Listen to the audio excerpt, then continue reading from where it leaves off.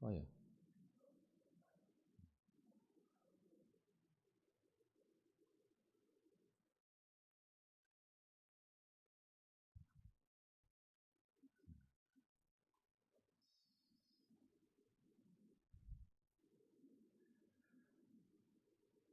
어느 사회나 똑같은 잘못을 해도 누가 잘못했느냐에 따라서 너무 다른 평가들을 하죠. 예를 들면 이런 겁니다. 종교 지도자나 학교 선생님들이 뭔가를 잘못했습니다.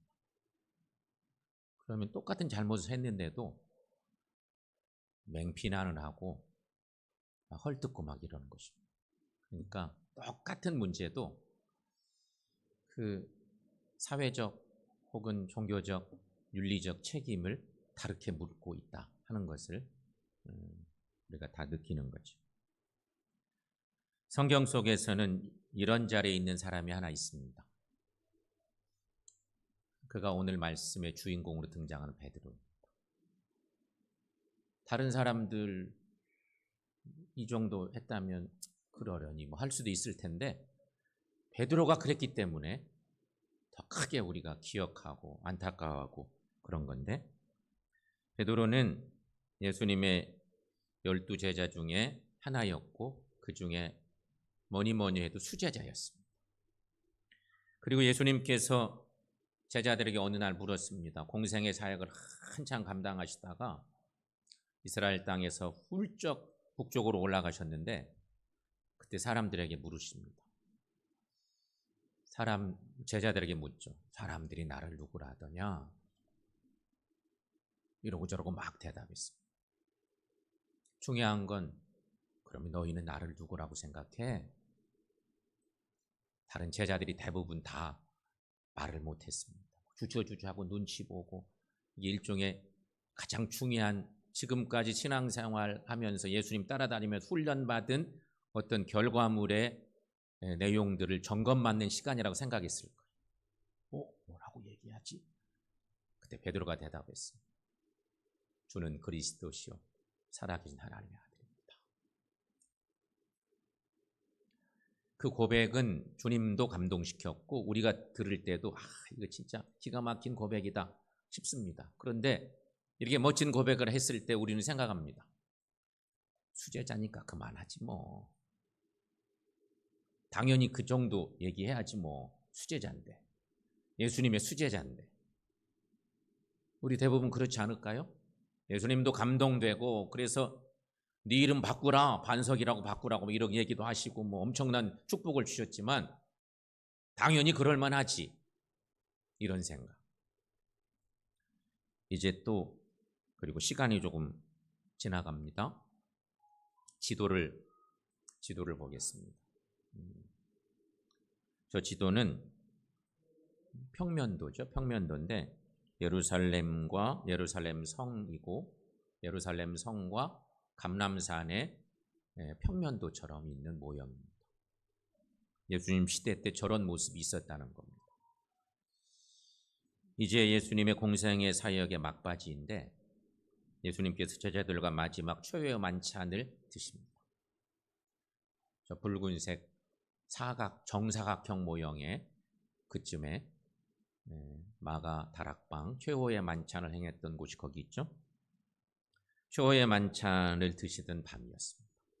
성만찬을 마친 후 예수님이 베드로에게 갑자기 훅 들어온 얘기를 하십니다. 생각지도 않은 얘기를 예수님이 제자 베드로에게 말합니다. 오늘 밤 닭이 울기 전에 내가 3번 나를 부인할 거야. 얼마나 놀랬을까. 아니 예수님 잘 따라다니다고 생각하고 칭찬받은 적도 있고 너무너무 열심히 주님을 따르고 그랬는데 갑자기 성만찬 잘 해놓으시고 오늘 밤 닭 울기 전에 내가 나를 3번 부인할 거야. 우리가 만약에 그런 얘기를 오늘 주님께 듣는다면 우리는 뭐라고 답변하겠습니까? 그때 베드로는 말했습니다. 내가 주와 함께 죽을지언정 주를 부인하지 않겠습니다. 저는 절대 그런 적 없습니다. 그럴 일이 없습니다. 저는 얼마나 제가 예수님 사랑하는데 절대 그럴 일 없습니다. 걱정 마시라고 호언장담했죠. 이 맹세, 역시 수제자답지 이런 생각이 들지 않습니까? 그런데 그날 밤 예수님은 겟세마네 동산에서 기도하십니다. 그리 멀지 않은 곳에 겟세마네 동산이 있습니다. 감람산 밑자락에 겟세마네 동산이 있습니다. 거기 늘 기도하시던 곳입니다. 제자들을 데리고 가셔서 기도하시는데 기도를 다 마치고 중요한 건 기도할 때 제자들은 졸고 있었어요. 너무 피곤해. 예수님 속마음은 모르고 함께 깨어 기도하자 그랬지만 제자들 중에 누구도 깨어 기도할 사람이 없었어요. 그리고 기도를 마치고 오셨는데 그만 병사들에게 붙들리고 말았어요. 예수님이 체포되신 거. 아니 기도하시다 그 밤에 체포되셔서 끌려갔어요. 다른 제자들 다 깜짝 놀라서 상상 외의 일이 벌어졌기 때문에 다 도망가고 말았습니다. 하지만 그래도 수제자 베드로만은 성경의 기록이 갑니다. 분명히 그렇죠. 멀찍이 예수님을 따라서 대제사장 가야바의 집까지 쫓아갑니다. 성경은 증거합니다. 마태복음 26장 58절 말씀인데 여러분 거기 함께 읽어봅니다. 베드로가 멀찍이 예수를 따라 대제사장의 집 뜰에까지 가서 그 결말을 보려고 안에 들어가 하인들과 함께 앉았다. 그래도 수제자이긴 합니다. 깜짝 놀래 가슴이 막 콩만해져서 이제 어떻게 해야 될까 하면서 다 도망갔지만 혼자는 예수님을 계속 눈 안에 넣고 막 쫓아가면서 갔는데 딱 나설 수가 없어. 그래서 하인들 틈에 살짝 껴서 예수님의 제자가 아닌 듯 숨기고 있는 것입니다. 대제사장의 관저의 분위기는 삼엄합니다. 그 밤에 다 짜놓고 예수님을 붙들어 왔기 때문에 살벌한 상황들이 벌어집니다. 예수님을 편들어주는 사람은 아무도 없어 보였습니다. 성경은 증거합니다. 59절 말씀에 보면 대제사장들과 온 공회가 예수를 죽이려고 그를 칠 거짓 증거만 찾았다는 것입니다. 공회원들이 다 모여서 사내들은 공회원들이 모여서 예수님을 칠 증거만 찾고 있는 그런 상황이죠. 이런 공회의 모습을 목격하면서 베드로는 자신만이라도 예수님 편에 서서 힘이 되어주고 싶은 마음이 많았을 것입니다. 그래서 찾아왔고 함께 여러 사람이 왔으면 좋으련만 혼자 겨우 왔는데 너무 살벌하고 어떻게 예수님 편이 되어줄 방도가 없는 거예요. 하지만 그의 마음은 그런데요. 베드로는 돌발적인 상황 앞에서 결국 자기도 모르게 예수님을 모른다고 부인하고 말이죠. 마음은 단단히 먹었는데 마음대로 안 되는 거예요. 내 마음. 그래서 예수님을 나 예수 모른다고 부인하고 말았습니다. 그런데 여러분 베드로가 이렇게 부인하는 그 타이밍 똑같은 실수가 벌어져도 어떤 상황이냐가 중요하잖아요. 똑같은 사고를 내도 어디서 사고 냈느냐가 문제예요. 항상 그 타이밍이 참 중요한 건데 베드로가 예수님을 부인하는 상황과 그 타이밍이 기가 막힌 때문에 안타까운 기가 막힙니다. 예수님은 원수들에게 둘러싸여서 고난당하는 상황이십니다. 그래도 예수님께서는 절대 주눅들지 않으시고 당신의 메시아 되심과 승리의 재림을 입술로 증거합니다. 너 도대체 누구냐? 막 따져 물을 때 주님이 이렇게 말씀하시죠. 64절 말씀인데 함께 읽어봅니다. 예수께서 이르시되 내가 말하였느니라. 그러나 내가 너희에게 이르노니 이후에 인자가 권능의 우편에 앉아 있는 것과 하늘 구름을 타고 오는 것을 너희가 보리라 하시니. 바로 이런 시간에 베드로는 예수님을 모른다고 맹세하고 저주하고 부인하고 있습니다. 그래서 베드로의 부인은 모든 그리스도인 된 우리들에게 큰 피해를 느끼게 하죠. 그때 좀 멋지게 좀 고백을 하지. 너도 똑같냐? 뭐 이런 마음이 솔직히 우리 속에 있지 않습니까? 사랑하는 여러분, 그렇다면 이제 예수님을 부인한 베드로의 모습을 성경 말씀에 의지해서 좀 자세히 들어가 보겠습니다. 베드로는 한 번만 딱 부인했으면 좋은데 여차에 자다가 한 번 불쑥 내뱉은 거짓말에 계속해서 연거푸 주님을 부인하게 되는 실수를 하잖아요. 베드로의 첫 번째 부인입니다. 베드로는 지금 대제사장 가야바의 집 바깥 뜰에 있습니다. 종들과 함께 있는 거죠. 성경. 살짝 몸을 숨겼는데 숨긴들 얼마나 숨겨지겠어요? 종들 틈에서 그냥 나도 종인 양 이렇게 앉아서 같이 섞여 있는 거예요. 그런데 갑자기 한 여종이 집 밖으로 나와서 베드로에게 말합니다. 여종이 말하는 거예요. 막 총칼 들고 있는 무슨 병사가 너 어쩌냐 이렇게 하면 모르겠는데 거기 일하는 여종이 말하는 거예요. 너도 갈릴리 사람 예수와 함께 있었지? 너 분명하지? 이렇게 물어. 베드로가 그렇잖아요. 가슴이 콩만한데 그 얘기 그냥 너무 놀랐습니다. 베드로가 이렇게 말해요. 70절 말씀인데 깜짝 놀라 말하는 거예요. 함께 읽습니다. 베드로가 모든 사람 앞에서 부인하여 이르되 나는 내가 무슨 말을 하는지 알지 못하겠노. 야, 너 뭔 소리야? 나 절대 몰라. 이런 거지. 나는 절대 예수와 함께 있지 않았어. 갈릴리 사람? 나 몰라. 사실 베드로도 갈릴리 사람인데. 또 두 번째 베드로의 부인인데요. 베드로는 너무 당황. 그냥 같이 섞여 있었던 멤버 중에 갑자기 그 여종이 그런 소리를 하니까 가슴이 확 내려앉았습니다. 큰일 났습니다. 자기가 들통난 것 같아요. 그래서 너무 당황한 베드로가 분위기를 바꿔보려고 앞문까지 나갔다. 성경의 기록이죠. 너무 당황스러우니까 몸을 피한 거예요. 자리를 피해서 앞문으로 나갔습니다. 그런데 거기에서 이번에는 처음에 말한 여종이 아니라 또 다른 여종이, 또 다른 심부름꾼 같은 여종이 또 베드로를 보고 거기 있는 사람들에게 이제 얘기하는 거예요. 이 사람은 나사렛 예수와 분명히 함께 있었다고. 막 이르듯이 고발하듯이 막 얘기하는 거예요. 그러자 베드로가 또 너무너무 놀라서 이렇게 말합니다. 오늘 본문 72절 말씀이죠. 함께 읽습니다. 베드로가 맹세하고 또 부인하여 이르되 나는 그 사람을 알지 못하노라. 이는 예수님을 정말로 모른다고 하는 강조된 부인인 것입니다. 한마디로 말하면 나는 예수라는 사람 진짜 몰라.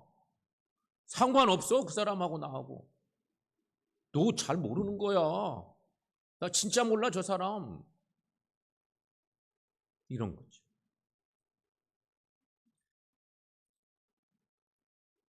여기서 또 세 번째 베드로의 부인이 시작되는데 이번에는 주변에 있던 여러 사람들이 베드로를 안 거예요. 그래서 여러 사람들이 이구동성으로 베드로에게 말해. 너도 진실로 그 도당이라. 내 말소리가 너를 표명한다. 갈릴리 사람 예수 얘기하고 막 이러더니 야, 네 말투에서 표가 나. 이런 모양새죠. 실제 예수님 당시에 예루살렘은 지금도 중요한 곳이지만 그때 종교적으로, 정치적으로, 군사적으로 완전 최고 중요한 도시였고요. 갈릴리는 전혀 그렇지 못한 곳이에요. 촌놈들만 사는 곳이. 그러니 말투도 다를 수밖에 없어요. 고기 잡고 농사지어서 다 예루살렘에 다 뺏기고 그렇게 고생해도 먹고 살기도 어렵고, 그러니 갈릴리 나사렛에서 예수가 났다고 해도 그건 상당히 비하하는 그런 얘기니까. 한 사람도 아니고 여러 사람들이 몰려와서 베드로에게 너 분명히 예수 한패거리라고 막 윽박지르는 거예요. 그러자 베드로는 정색하며 이렇게 말합니다. 74절 말씀 여러분 함께 읽습니다. 그가 저주하며 맹세하여 이르되 나는 그 사람을 알지 못하노라. 여러분 생각해 보십시오. 첫째는 나는 예수 모른다 부인합니다. 두 번째는 예수 모르는데 나 진짜 몰라 맹세하며 부인합니다. 세 번째는 저주하고 맹세하며 부인해. 저주하고 맹세하며 부인해. 여러분 여기서 저주라고 하는 말은 예수님을 저주한다는 말이 아닙니다. 이는 베드로 자신을 저주하는 말입니다. 우리식으로 말을 바꾸면 이 말은 나 진짜 예수 몰라. 내 말이 만약에 틀렸다면 나 지금 여기서 배락 맞아줘도 괜찮아. 뭐 이런 말과 똑같은 거예요. 나 정말 몰라. 내가 정말 맹세한다고. 막 나를 저주하면서 예수 아무 상관없어 나. 이런 메시지. 여러분 베드로가 어찌 이렇게 부인할 수 있습니까? 그렇게 멋진 신앙 고백도 했던 베드로입니다. 한순간에 코너에 몰리면서 불안한 마음에 잘못 입 벌렸다가 그거 모면하려고 또 거부하고 또 바꿔 말하고 또 저주하면서 맹세하고, 적어도 베드로만은 아니요 내가 예수와 함께 있었어 이렇게 말할 법한데 여종들 때문에 여러 사람들 때문에 그의 마음이 한없이 작아지고 나 예수와 전혀 상관없는 사람이다 말하는 것이죠. 우리 마음이 씁쓸합니다. 성경을 읽는 우리 야 어떻게 너까지 그러냐 이런 생각. 그러나 여러분 우리는 베드로를 실패자라고 말하지 않습니다. 우리는 오늘 말씀 속에서 안타깝지만 희망을 갖게 됩니다. 왜냐하면 베드로가 이렇게 처참하게 됐을지라도 베드로는 후에 믿음의 각성을 하게 되었기 때문인 것입니다. 또 하나 생각해 볼 건 그래서 통곡하는 베드로의 모습입니다. 통곡하는 베드로. 베드로가 예수님을 3번이나 부인했습니다.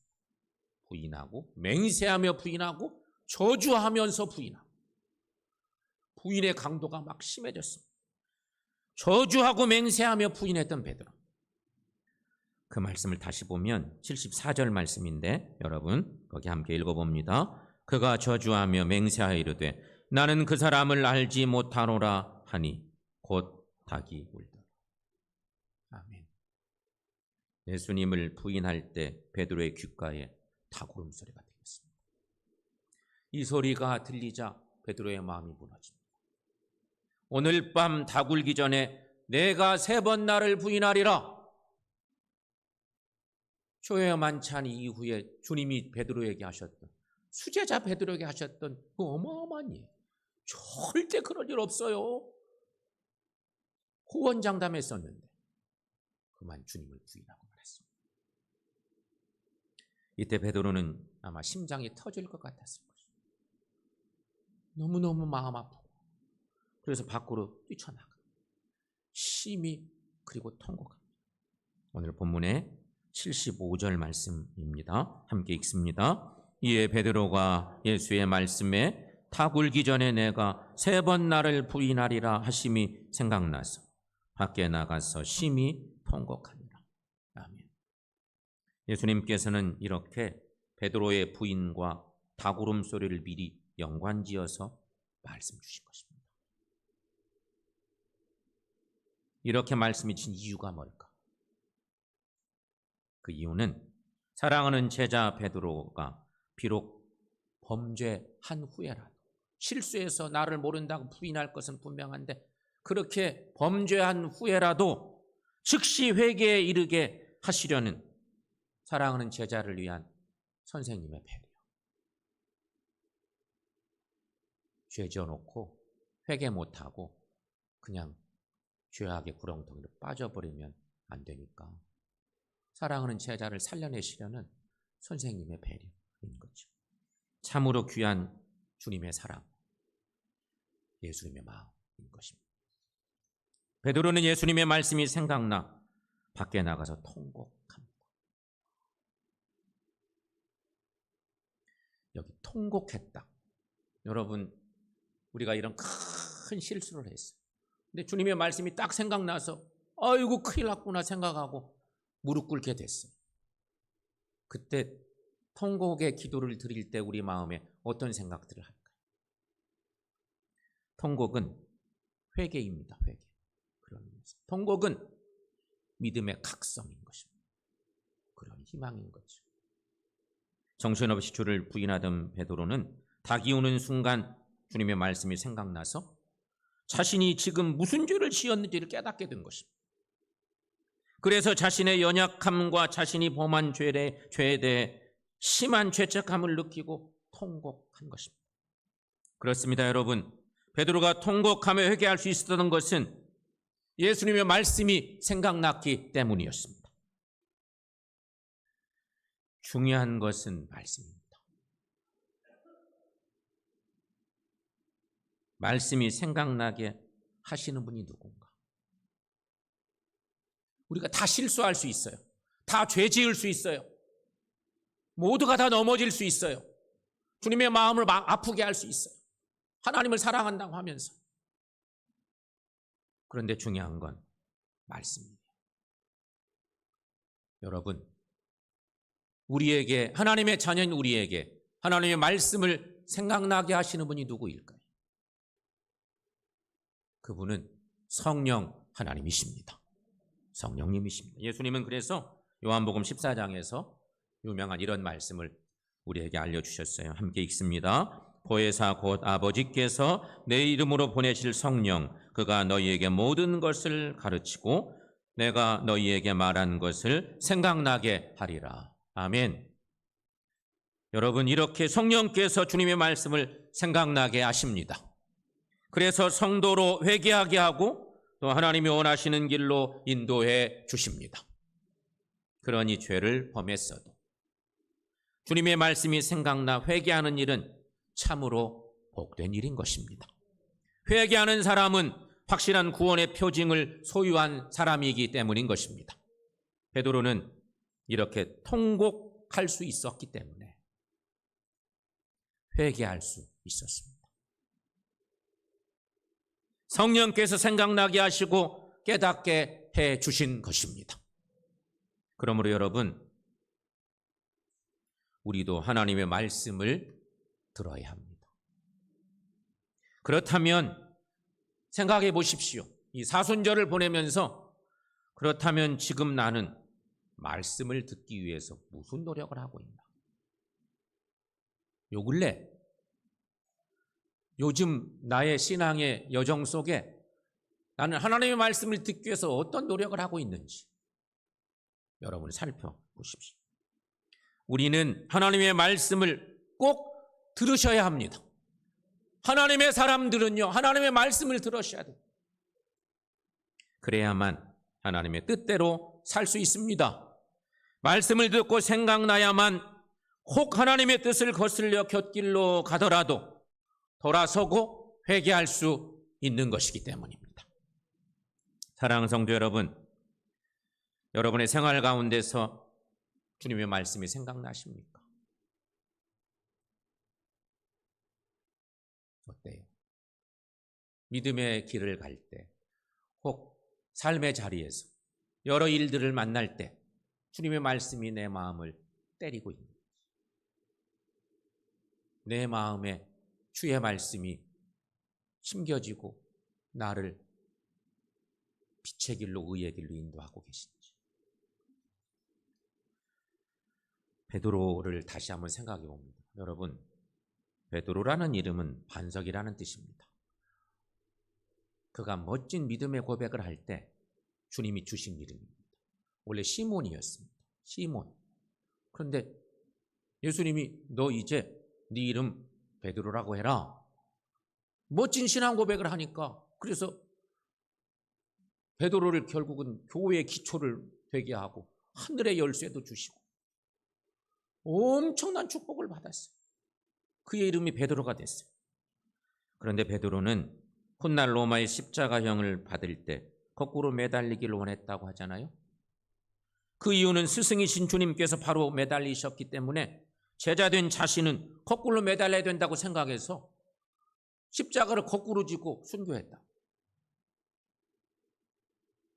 이렇게 반석 같은 굳은 신앙의 모범을 남긴 베드로도 부활하신 주님을 뵙기 전에는, 그리고 성령 세례를 받기 전에는 참으로 연약했음을 오늘 성경은 얘기해요. 베드로도 우리와 똑같아. 그가 정말 부활의 주님을 만나기 전에, 성령 세례 받기 전에는 연약하기 그지없는 그였어요. 성도 여러분, 베드로는 그래서 그랬는지 주님이 가장 외로우실 때 주님을 부인하고 말았어요. 주님 편 돼야지 생각하고 막 쫓아가던 베드로였지만 주님이 정말 외로우실 때, 혼자라고 생각되실 때인데, 아무도 없다고 생각되는 때인데 그 옆에 겨우 쫓아왔던 베드로, 나 예수 몰라? 부인했습니다. 그런데 너무 안타까운 일이지만 그래도 예수님의 말씀이 생각나서 통곡하며 회개했다. 너무 다행스러워. 베드로의 일생에서 너무 다행스러워. 왜냐하면 비슷한 일을 만난 가룟 유다는 자결합니다. 자결하고 말아요. 그 인생을 그렇게 끝내버려요. 베드로는 통곡하면서 회개하고 주님께로 다시 올 수 있는 길을 열어요. 이런 베드로, 그런데 베드로를 우리는 욕하거나 비난할 수가 없어요. 왜냐하면 우리는 베드로보다 더할 것이기 때문에. 성도 여러분, 베드로가 누구입니까? 베드로는 예수님께 직접 교육받았던 사람입니다. 그럼에도 불구하고 연단을 받지 않았을 때는 이렇게 연약했습니다. 그렇다면 우리는 얼마나 연약할까요? 그러나 우리는 또 생각해 봐야 됩니다. 우리가 끊임없이 실족하고 회개하고 또 일어서는 과정을 수없이 거치면서 우리는 강하고 지혜롭고 성숙한 성도로 성장해 갈 수 있는 것이기 때문인 거죠. 사순절 셋째 주일입니다. 해마다 돌아오는 사순절. 우리가 교회가 이제 곧 고난주간 보내고 부활절 맞이하고 그러겠다. 그러면서 절기를 보내곤 하는데, 이 사순절을 보내면서 우리가 스스로 우리 마음속에 다짐해 봅니다. 예수님을 부인하지 말고 사랑하며 사십시다. 옆 사람에게 권면하면서 축복합니다. 시작. 예수님을 부인하지 말고 사랑하며 삽시다. 그렇게 우리가 사랑하고 또 권면하며 살 때 주님을 사랑한다고 하지만 때로는 넘어질 수도 있습니다. 분명히 넘어질 겁니다.